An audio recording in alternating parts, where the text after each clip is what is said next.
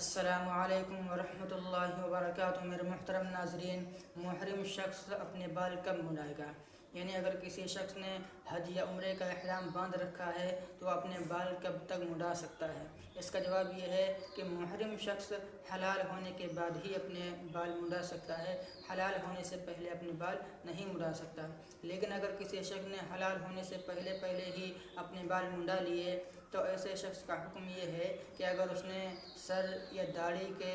پورے بال منڈا دیے ہیں یا چوتھائی حصے کے بال منڈا دیے ہیں تو اب اس پر ایک دم واجب ہو جائے گا، چاہے خود مونڈ لیے ہوں یا اس کی اجازت سے یا بغیر اجازت کے کسی دوسرے نے اس کے بال مونڈ دیے ہوں، دونوں ہی صورتوں میں اس پر ایک دم واجب ہو جائے گا اگر پورے سر کے یا چوتھائی حصے کے بال مونڈے ہیں۔ لیکن اگر اسی طریقے سے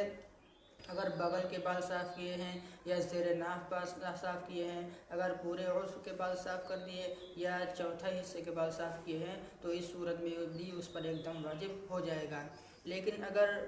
ایسے عضو کے بال صاف کیے ہیں جس